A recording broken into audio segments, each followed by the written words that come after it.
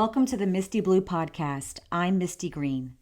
Today I want to share a lesson that came, like so many of God's lessons, right in the middle of an ordinary day in my kitchen. Not long ago, my brother and sister-in-law, and of course my niece, spent some time with me.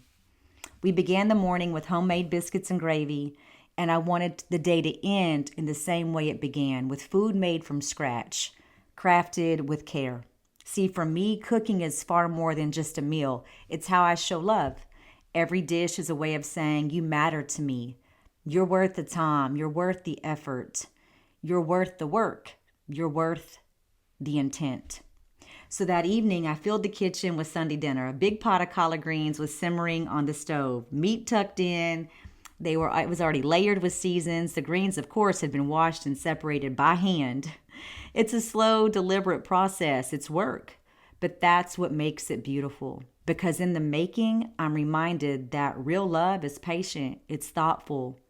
It's full of effort, and it's willing to take its time.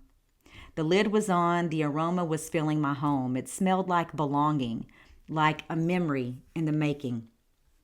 With the greens quietly cooking, I moved to the other side of the stove to make the homemade macaroni. If you know, butter, milk, a bit of flour, and a variety of cheeses were coming together. They were simmering in the pan. I could see the sauce thickening. It was turning glossy. It was the kind of sauce that says, I didn't cut corners today.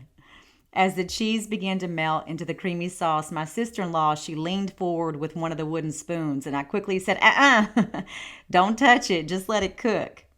She looked at me and I explained, if you keep stirring it right now, you're going to break down the sauce, and those ingredients, they need this moment, this quiet time together, if you will. The heat is doing the work. The flavor is just marrying. Just let it cook. I didn't know it then, but those words would come back to me when I needed them most. A few days later, I faced a situation in my own life, a conversation that felt extremely unsettled.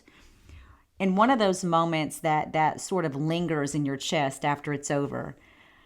And I wanted to explain more. I wanted to fix the situation. I wanted to stir it, if you will, to chase it down and smooth it out, to make it better.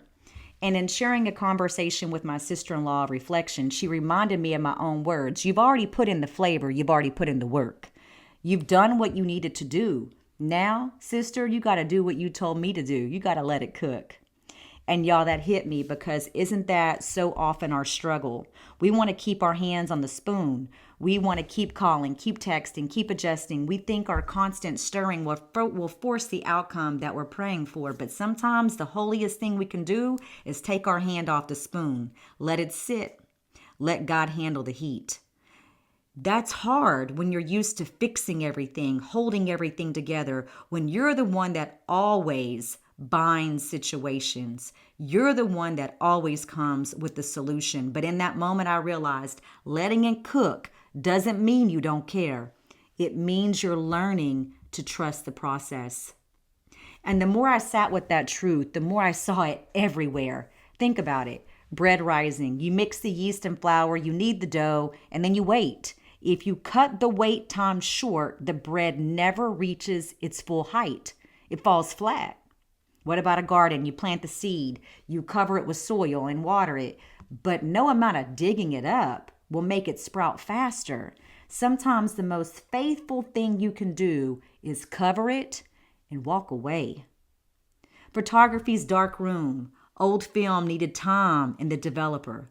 Pull it out too soon and the image never appears. Some things need the dark to develop, not because they're dying, but because they're becoming.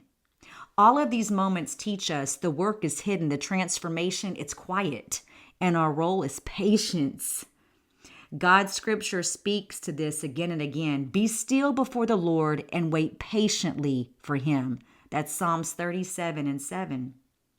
Exodus 14:14, the Lord will fight for you. You need only be still.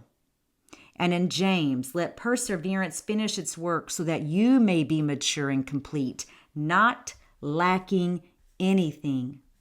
These verses remind us that waiting is not wasted, but that it's God's economy. Waiting is working. It is shaping us, building character. It's deepening trust. It's aligning us with God's perfect timing. You can rest not because you gave up, but because you handed it over. You're letting it cook. Sometimes the dish you're preparing isn't even for you. Maybe God is asking you to prepare something, an idea, project, a relationship that will ultimately feed someone else. Other times, what you've let cook will one day return to nourish you in a season you never saw coming. Something you cooked in love now comes back to strengthen you in grief. Something you simmered in prayer now comforts you in the waiting. But either way, the process cannot be rushed. God is doing a slow, intentional work, and your constant stirring doesn't speed him up. It only clouds or breaks down the sauce. You don't have to stir every second. You don't have to manage every outcome. You can trust the simmer. You can believe that quiet doesn't mean forgotten. It means God is working where your eyes cannot see. How do we let it cook? Pause before you reply. Give God space to work in the conversation. That lets the Spirit speak first. Pray instead of pushing. When the urge to control rises, trade that text for a whispered prayer and keep it moving. Let it cook. Journal the waiting. Write down the small ways you see God moving while you wait. That way, when the lid lifts, you'll remember just how far He's brought you. Baby, let it cook.